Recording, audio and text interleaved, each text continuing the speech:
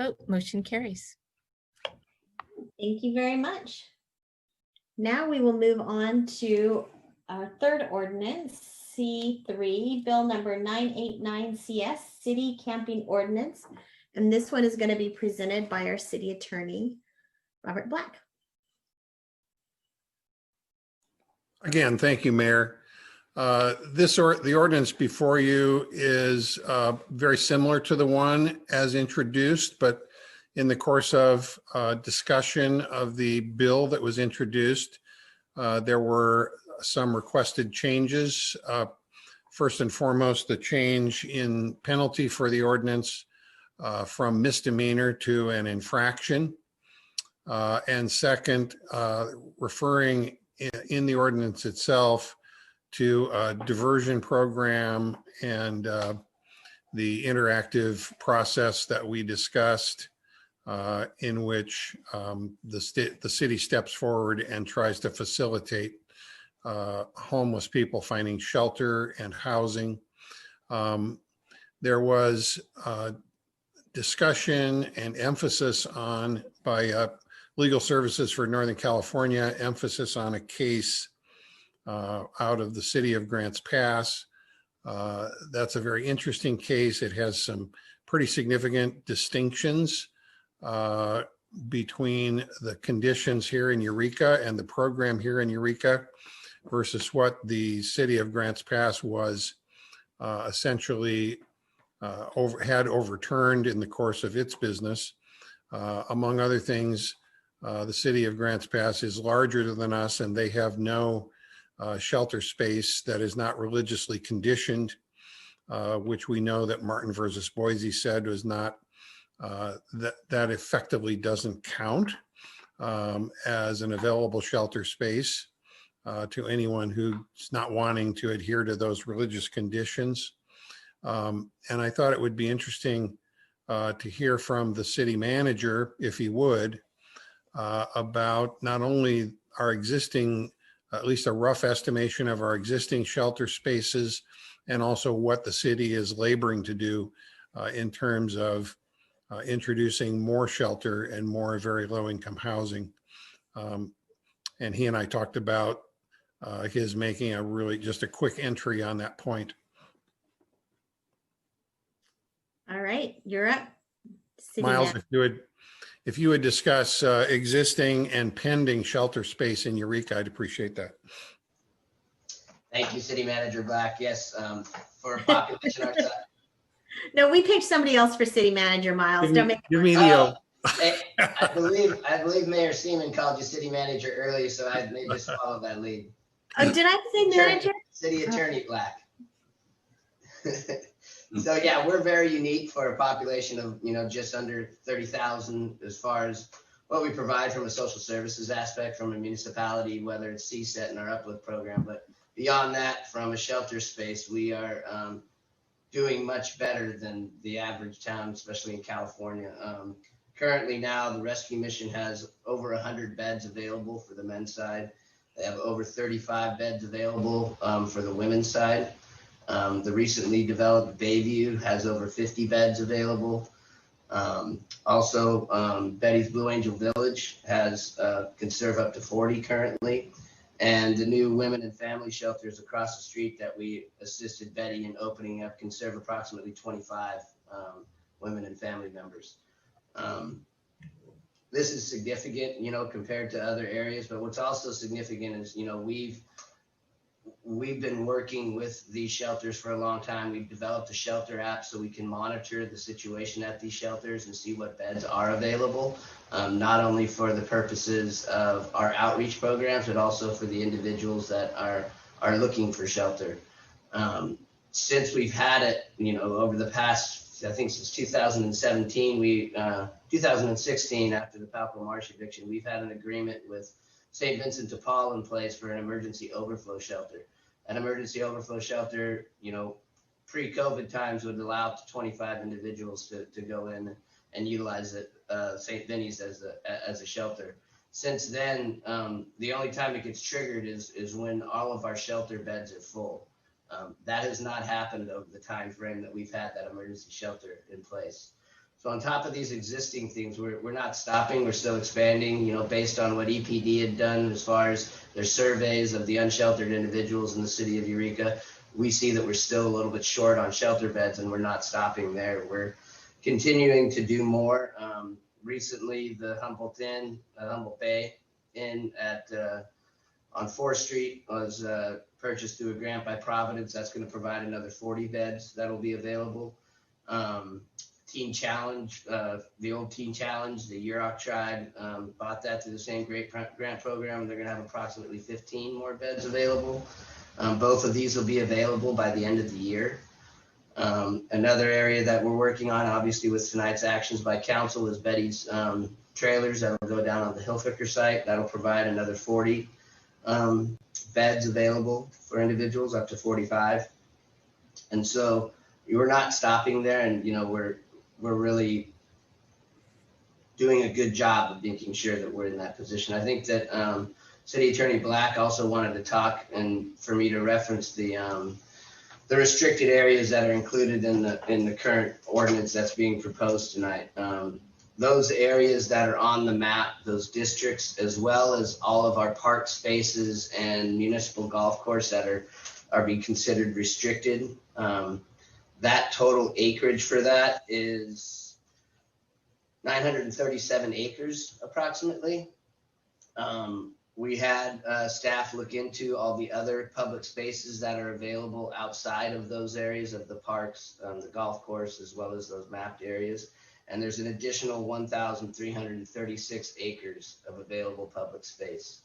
So based on those things, we still feel that for those people who aren't eligible for shelter, or if shelters are full, or those type of things, based on time, they can still have opportunities for places to take rest. So I can follow up when the City Attorney Black is done, if you guys have any questions. Okay, so thank you, Miles, for that. And thanks for bringing that information forward. Obviously, all kinds of decisions are subject to controversy. It may be, and I'm sure there are people whose position is one of fairly strong advocacy for people to be able to camp at any chosen location in the public sector. What I think we've tried to do here is strike a reasonable balance between areas of the city, public spaces within the city, where the public interest is strong in being able to use those spaces in an unobstructed way. And those obviously include our parks, our commercial zones, recreational trails, and a few other sensitive areas. But having left well over 1,000 acres available to camping by those in need, and those who cannot and do not have access to shelter that is particularly available to them. And I think it's important to recognize that the ordinance requires for enforcement that a shelter space be available to that particular individual and effectively declined by them. We think that we have struck a reasonable balance. There are a couple of areas that certainly bear further study. One of them is the fines that are attendant on a conviction of an infraction. And we probably need to look at those. The Grants Pass case is fairly clear that it's very possible to have an excessive fine, even in a situation where enforcement is warranted. And so I think we need to look at that. I think we probably want to find ways, perhaps within this ordinance, to express more clearly what we intend to do as far as diversion and essentially providing social services and social assistance to those who are out there camping. But I don't believe that this ordinance has to be delayed in that process. And if the council wanted to strike a different approach on the issue of fines, we could do that tonight and blend that into the final version of the ordinance. We can also come back to you 2 or 3 months hence with essentially a further amendment or cleanup of this particular bill. So that's the report. The recommended action, of course, is to adopt, waive reading, and to adopt this ordinance tonight. All right, Councilmember Allison. Yes, thank you. Could you speak about how an individual might be given an infraction or fine? Would it basically be along the lines of an officer or city staff member approaches an individual, says, hey, you can't camp here. The individual says no, or something along that lines, then an infraction is given. Is that how it would probably come down to? Well, consider that to be the most absolutely shortened version of the interaction that you might come up with. I think that it would be, as I said previously, a much more interactive approach in which the person, if you've gotten to the point where the person is saying, you know, I think this is my space, this is where I want to camp. And let's just take one example. An officer is talking to them and says, well, this particular place is illegal under the city ordinance, but you know, we can possibly offer you a shelter space. Let me go on my interactive app and see if there is an available shelter space. And let's say there isn't. And so then the person is going to be required to move to a different part of the city. And I think the officer in the field is not going to deny them that information or give them at least some helpful, constructive suggestion as to where they might go. I think I previously said we don't want to designate specific locations that could then turn into what I think has been shown to be a very adverse situation for both residents and the remainder of the community, i.e. turning into an overnight village of some sort. But I'm confident that the officers in the field would assist in that regard. If somebody in the end just refuses to participate, they get a ticket that is effectively a traffic ticket. It gives them a day in court when they can contest the citation. Depending on what we do with the fines going forward, the fine for the first offense would be $100. Second offense, $200. Third offense, $500. Recognizing that the courts have basically said that may not be a reasonable, that may be an excessive fine. That's what we need to look at. Meanwhile, the decision on how much that fine would be, those fines are expressed as up to. While we are in the process of looking at this, it's up to my office basically to present the court with the city's desired alternative. All of that bypasses the things we're trying to do with diversion, which would effectively be no prosecution of the infraction and assistance in other respects to help them get their life on track if they're willing to accept that help.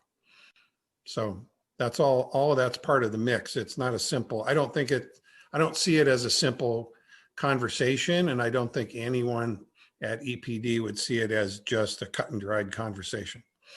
Right. It'd just be the last ditch effort in the tool bag for an officer to use, basically. That's my belief. Got it. Thank you. Do we have any other questions, Councilmember Castellano? I have a couple of questions. One is about timing. And so, we have some housing projects pending, and, and we're in the midst of a pandemic when the CAC has advised us not to clear encampments. So I'm curious why we're not waiting until those housing projects have been implemented and until there's a vaccine available for the virus. Well, I don't know that there's a legal attorney type answer to that question. I think that's a political question. We've gone for a long period of time with basically zero enforcement. But I think that individual council members are probably aware of some situations that have caused problems for the business community, which I understand that homeless people are also experiencing an uptick of problems because of COVID, but I think we understand that much of our business community has also experienced huge problems because of COVID. This just is an add-on to that. So we're trying to, this is not something that we haven't been thinking about. I think especially on the legal side for quite a long time, trying to feel our way through a thicket of, and trying to find our way through the meaning of various court decisions that have come down. And I think the answer is, from the point of view of the city attorney's office, we just kind of arrived at a conclusion as to what would be legal.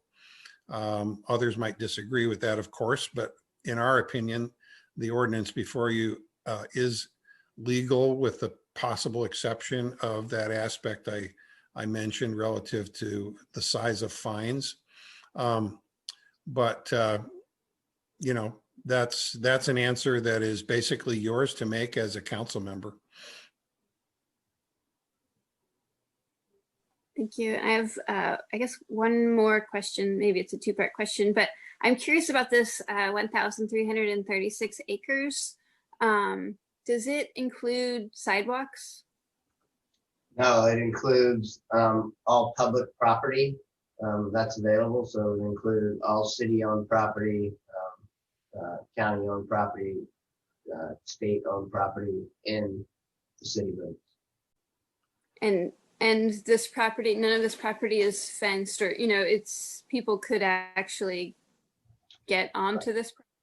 I know that for all of the city-owned property, it's not fenced, and I would venture to say that the Caltrans state-owned property is not fenced. I couldn't guarantee the county portion of that. We didn't break it down and look into what is fenced and what is not, but I know that the city-owned, other than the courtyard, we don't have very many fenced properties. Okay, thank you.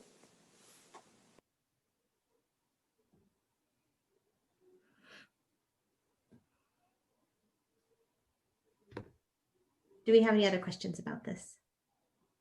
No? Did we have any comments on this?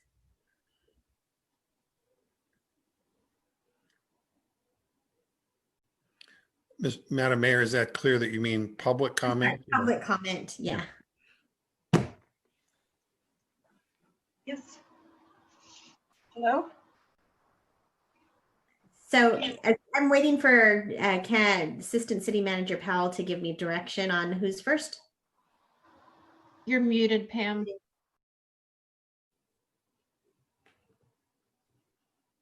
My screen had disappeared, so I apologize. Yes, Mayor, we do have some public commenters. Some are on the line on the Zoom call, and then I do have someone to call on the phone. I can call them out here. That would be great. And our first one that I have, I don't have a name for her. Her email is stepnext@sonic.net. Is she on the line?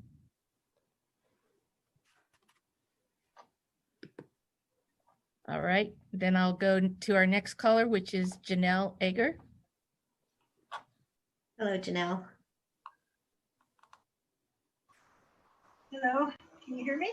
Yes, we can. Great. Congratulations on the work being done in regards to the various types of housings that we've discussed. I think it's important to remember that shelter is one specific type of housing and some of these other things may not be shelter. I didn't know that Betty Chin's things were shelters. So I think there's that distinction we need to keep in mind. But as for my comments, first, I wish to express concern with even using infractions that involve fine or other impact on people's lives. While I respect diversion and restorative justice, those still imply a crime was committed. And in the last meeting on this, it was suggested this was a means to engage in conversation with people. I suggest alternate means to be found to engage people. I would also like to note two more technical things. The map that was presented with the agenda it still has a discrepancy between what is mentioned in the code and what is in the map. I think it's the top one there.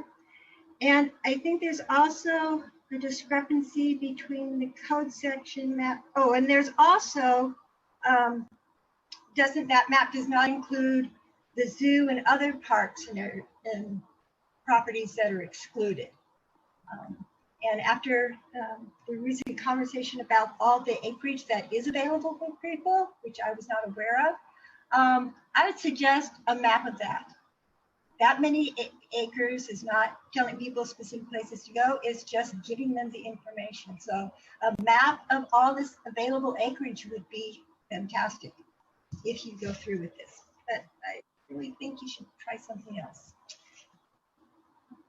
I sent you the thing about offering individual people a place and then finding them to be illegal because they were offered a place. I don't think that jives with the court case. I think the court case says real clearly, the Boise case says, if there's not enough spaces, you can't say that they have access.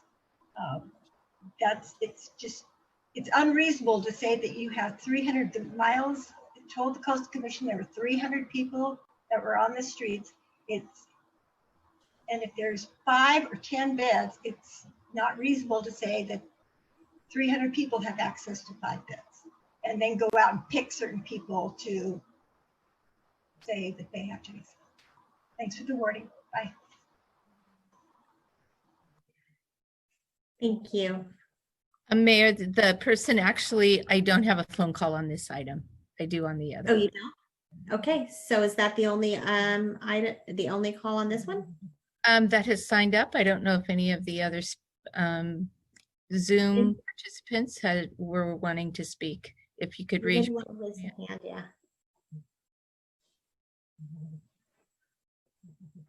I don't see any hand. Do you see any hands raised? No, I'm just going through and no, I don't. All right. In that case, I'll bring it back to council for comments or motion. Councilmember Allison and then Castellano. So last meeting I spoke in detail sort of about the philosophy of having fairness and balance for all residents. And I won't go into that. I'll just say I think it is important to have something on the books for the city because you know we have that. I'm getting some weird feedback. We have to respect that you know we have citizens of every type in the city, and that you know they have rights, they all deserve fairness, and if we don't have any tools to ensure justice for all, then you know I think that's an issue, and we haven't had one since September, I think, in regards to this. So I really like the approach that an infraction is a very last option, And I definitely do believe that, you know, our local law enforcement realizes that we can't cite our way out of these issues, and that we have to exhaust every other approach before we get to a citation. But also a citation can be a tool as a last ditch effort to have some sort of movement with issues that can occur. So I think overall this is a fair ordinance, and I support it. Okay, Councilmember Castellano.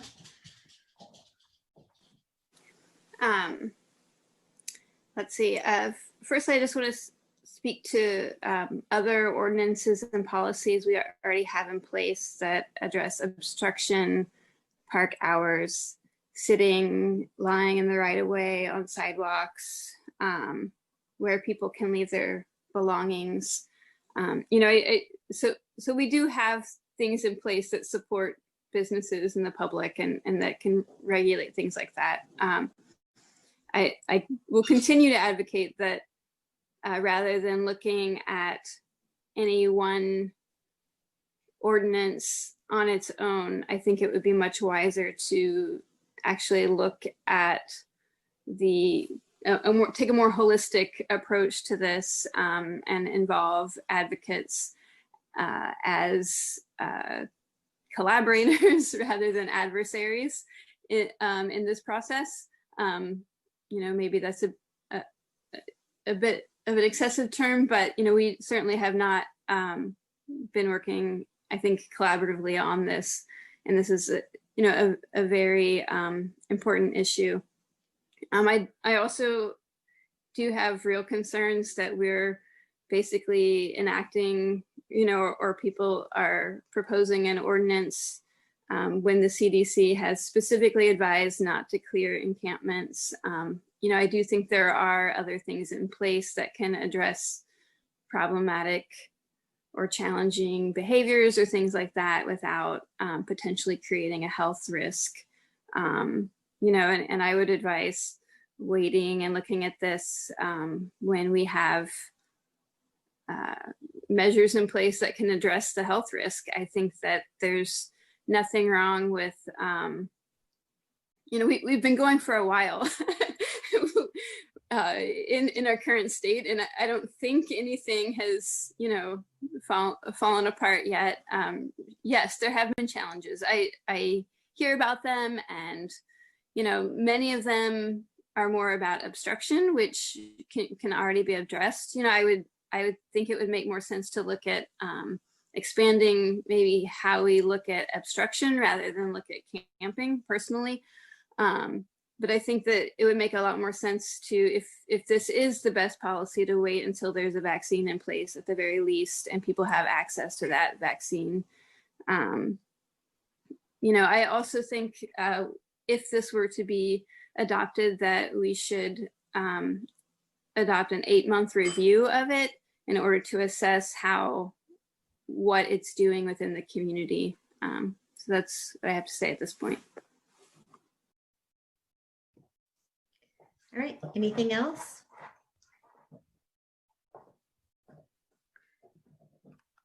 Councilmember Messner. Let's see. There we go. I'm off mute. So I would actually argue back that we've actually done a lot of work toward these issues and have created a lot of partnerships over the years since I've been on council. I'm not sure if that's true. You may not have found that to be true, but I have, because I've been involved in a lot of it. And we have CAPE and Uplift and CSET and Pathway to Payday Enhancement Program. We've changed city codes to make it possible for more housing. We've been aggressively adding that to our city. We changed all of our, our ability to have Betty Chin open up her facilities and greater facilities as well, and emergency facilities. We just, as director, or as city council, our city manager has mentioned tonight, that there are hundreds of beds actually available and that people are, we have not had overcapacity so far. That we have this app that was created to help reveal where these spaces are. It's a tool for the officers to be able to work with people. When there is an ordinance in place, what it does is it provides the opportunity for them to actually listen when they don't want to listen and work with shelters. And it is a real challenge for not only our officers and some of our community members, but especially businesses as well, when they are facing these issues with this camping, people camping in their doorways and all over the place. And the ordinances we have in place clearly are not enough. And that's part of why this has come forward. And it's been a long time in coming, actually. I think that there are some things that we have changed already from last meeting. We actually addressed the infraction as opposed to misdemeanor issue. As City Attorney Black mentioned earlier, we may want to look at the actual dollar amounts and all of that, because that's something that probably does need to be addressed in greater detail. Don't know that we want to necessarily do that tonight. It might be a little much to actually take on tonight, but I would encourage that to be done for sure. And I like the idea of mentioning we need to take a look at it again in the future, see how it's doing. Like, that should be true of pretty much everything that we implement, that we do check-ins on how things are going and how well we're doing and where there might be problems to address. But I do think that this is really necessary. It's been something that we've worked a long time on, not just this piece. This is just another piece of all the work that we've been doing for many years. And we've worked with a lot of partners in this. So just to mention that, I definitely think that it's something that we need to move forward on at this point, and where there might be adjustments that need to be made, including those fees that that City Attorney Black mentioned earlier. I think those things should definitely happen. I don't know if there's anything else that I need to address, but I do think that we should go ahead and accept this ordinance. So I will make the motion to waive full reading, read by title only, and introduce bill number 989-CS, an ordinance of the City of Eureka repealing and replacing section 93.02 of Title 9, chapters 93, Parks and Recreation Camping. I'll second the motion. Okay, thank you, Austin. And now discussion, that will be Councilmember Castellano, then Councilmember Arroyo. If I might, before we move on past the motion, I think technically this is the adoption and not the introduction. Oh, so what you read? So do I need to just say adopt? I adopt is that the language, or what is that? Instead of introduce it, this motion is the adoption. Okay. So I think the clerk can just fix that in reciting the motion. Yes. Okay. Okay. Councilmember, second, now Councilmember Castellano. would you like to go first since I've already spoken? Okay. Go ahead. Let's see. I just want to speak. I was not at all implying that the city in general is adversarial to advocates. Just we have not partnered with them on this specific ordinance. I definitely recognize that we are involved with many collaborative projects. And so in my mind, I ask, well, why not on this also? And, for instance, today, we did receive comment from the National Homeless Law Center with concerns about this ordinance, stating that they'd be happy to work with us to develop policies for everyone. So, there are people out there offering to work with us on this ordinance. So I just want to make sure that is clear. I'm wondering if Councilmember Messner and then Allison would accept a friendly amendment that would include an 8-month review to this ordinance. What do you mean by an 8-month review? Like we'll just re-examine this or look for amendments? Is that what you're stating? Basically to kind of, with information on how it's doing, like what's happening with it in the community, like are more people in shelter? Are there people piling up lists of infractions? Things like that. Just like what are the effects that it's having in the community? Are business owners, ecstatic? Things like that. I'm fine with that. I feel like we get that information though, regardless. Yeah, I don't know that we need to make it into the motion because it's something that is encouraged. I mean, it's something that we do already. If there's, we could get a report. A report could happen. That would maybe make sense, and then see where things are at. But I don't know how we would put that into a motion and into this actual ordinance. It seems. Can we provide direction outside of the ordinance? Answer yes, and that's what I would recommend, is not try to add this onto the ordinance itself, but to make a separate motion or give direction by separate consensus. Okay, that's fine with me. Do I do that after this vote or? Mute. Oh, you're on mute, Bob. Yes, I think after, and I think it's covered by the presence of this item on the agenda. And so I think it's fine that you brought it up, but I would recommend just a separate direction to staff afterwards. And I think if we can do it by consensus, that's the easiest way to do it, right? Yeah. All right, so we have a motion and a second, and Councilmember Arroyo wants to speak.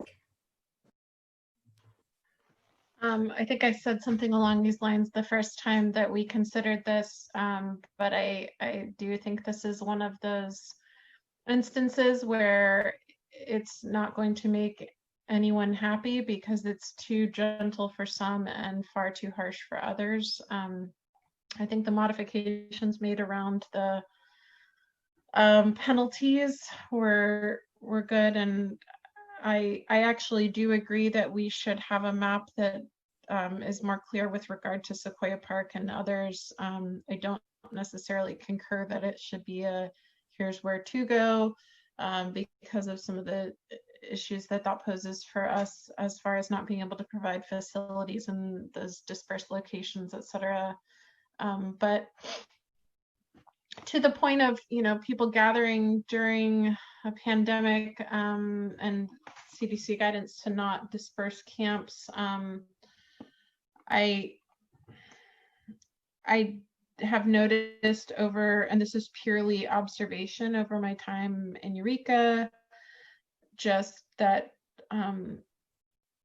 when there aren't very many restrictions in place, the camps seem to be to be large groups of people, and I can understand why people would want to be with folks they know and feel protected, but we also don't want to encourage people to gather and be in group living situations where there are no sanitation facilities. So this is sort of one of those ordinances where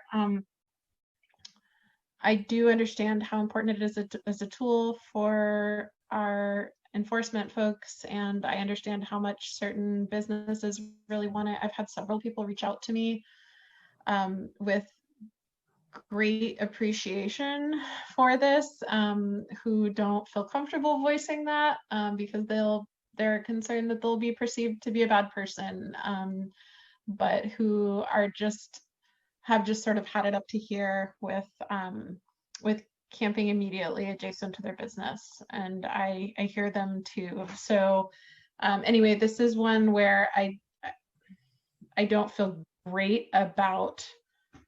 It doesn't feel good, but I think I'm cautiously optimistic that based on the conversations we've had with our staff about the intent and application, that that this will be something that can be appropriately used as needed, and can kind of limit that impact in certain districts where it's just it's wearing people out, and it's wearing people's good nature out. And I even am feeling that. So anyway, that's all. Those are just my comments, and I'm ready for the vote, but I felt that I should say it. Well, Councilmember Burgell, and then it looks like Councilmember Messner. I do want to let you guys know in 3 minutes, we're going to have to take a vote to extend the meeting if we're going to, but I would love to get this wrapped up first. So Councilmember Burgell.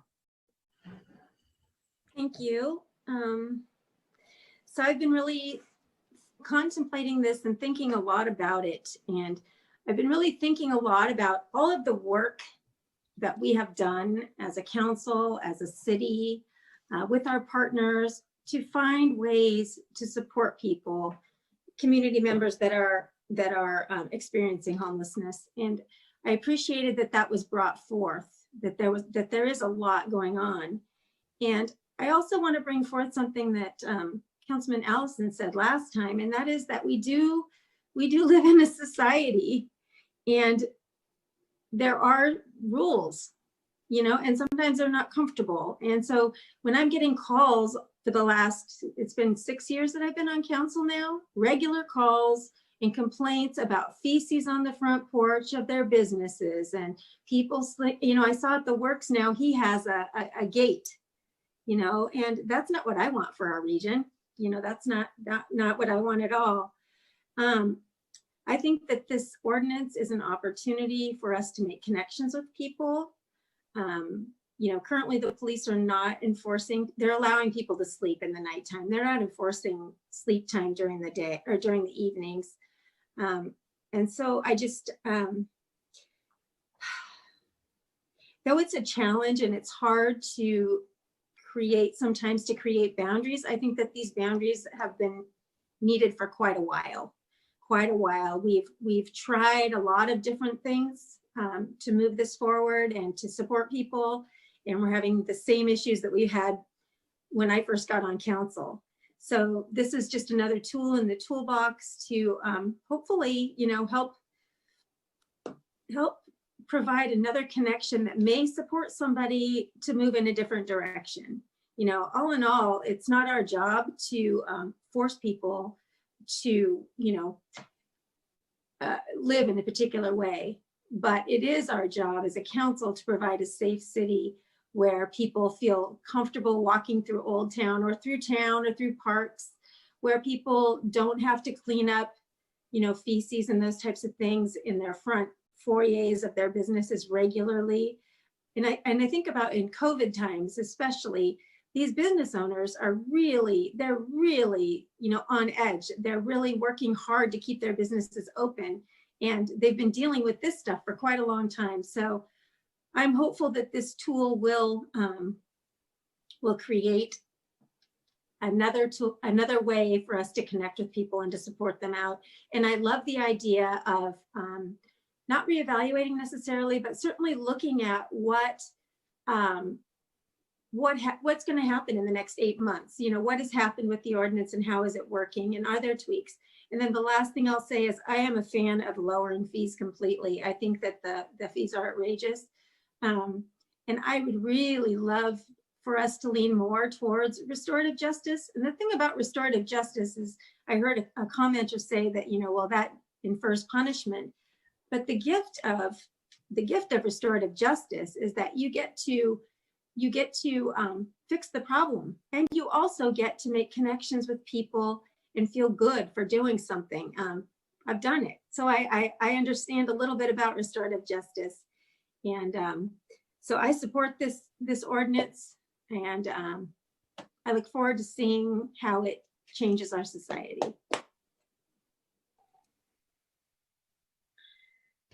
It's 9:31, Councilmember Messner, and then maybe we could take the vote after that comment. Okay, and so should we extend the meeting right now? I'll make the motion. No, I'd like to take the vote. Okay. All right. I would just say that, our current ordinance needs to be repealed and replaced, and that's part of what this is doing, and it's long overdue. It is also our philosophy, our officers' philosophy, our EPD's philosophy for many years that excessive citing is not something that they do, and I don't think that that's going to change with this ordinance. That's their goal.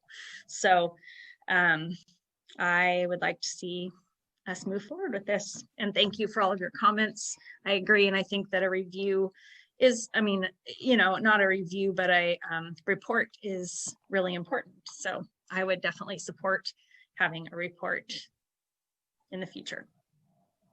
All right, so it sounds like we could take the vote on the ordinance now. We have a motion, we have a second on that. So if we have a roll call vote. Councilmember Castellano, No. Councilmember Messner, Yes.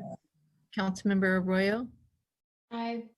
Councilmember Allison, Yes. Councilmember Burgell. Yes. 4 yes votes, Councilmember Castellano dissenting, motion carries. All right, and then can we have a consensus to direct staff to bring this back in 8 months for a checkup? What word do we want to use? Okay, we're going to do an 8 month check-in. Why 8 months? I'm just curious why that number. I guess it would give time before the next winter to make changes. I feel like winter is the most sensitive and difficult time for people who are unhoused. And so it would give time to, prior to winter, address the ordinance if needed. Okay. Yeah, I like that idea. And I appreciated the direction about it being like including data about how many people have experienced some form of penalty, what that penalty looked like, and what kinds of recurrences there were, that kind of thing. That would be very, very helpful. I think it's helpful for staff to know that we're looking for that in 8 months so that they're able to collect it between now and then. And I think it'll fall on the chief. So I'm kind of curious, what do you think?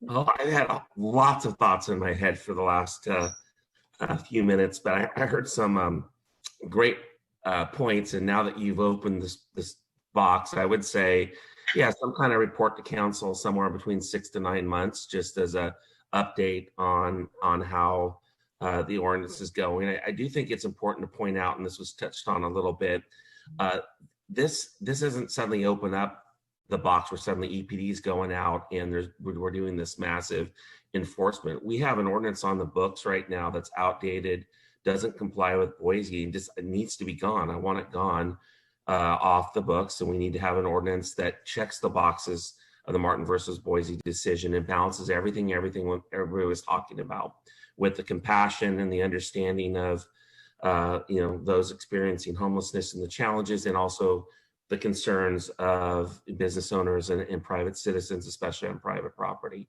And I do believe it does that. But just to reassure everyone, we've been operating under a different philosophy for a few years now.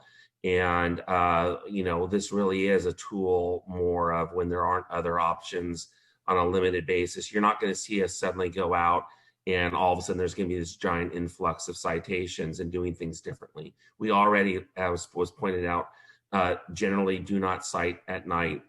And we put that in our internal policy. It needs to be in the ordinance. Even the court spoke to that, and now it is. Private property is a completely different animal, obviously, but in public spaces. And so, again, just to make that point, what you've just done is you repealed an ordinance that was far more open-ended, and basically was open-ended to cite under a whole wide range of reasons for camping. This new ordinance is far more restrictive and far more fair, far more balanced, and all of that. And even though I do understand some of the concerns expressed, and those are important questions to raise. I think we've moved forward in a very positive direction, and report back in a few months on where we're at as we reevaluate will be great. Meanwhile, you're going to see, and I believe the city manager Slattery would wholeheartedly agree, uplift and CSET and our programs and the direction that we're going with our community partnerships just continue, because that is our preferred method to address homelessness in the city of Eureka. But you are going to have some people that do have shelter opportunities that will outright absolutely refuse to participate in restorative justice or anything else, and we still have to have some tool. And final note, I agree. I would like to see us explore reducing those fines down to something more proportionate under the circumstances, but still, again, gives us that component that still needs to be there at some point. Sorry, I went way off tangent here a little bit, but those were some of my thoughts. Thank you, Chief. Okay, Councilmember Burgell, we're 7 minutes over, so. Just last thing. So in listening to Councilmember Castellano and your reasoning for the 8 months, could we do something in June instead? It's a little bit less, it's like 7 months, but it's that gives us more time to look at what we need to do for the winter. Or you, I mean, I don't know. It's probably just a little detail, but I would like to see it done sooner, if possible, if you're good with that. 6 to 8, like Chief said, sounded good. Like 6 to 8 month sort of time frame. Sounds good. And then we're not okay. All right, 6 to 8 months. We'll hear great things, I hope. And now we have a couple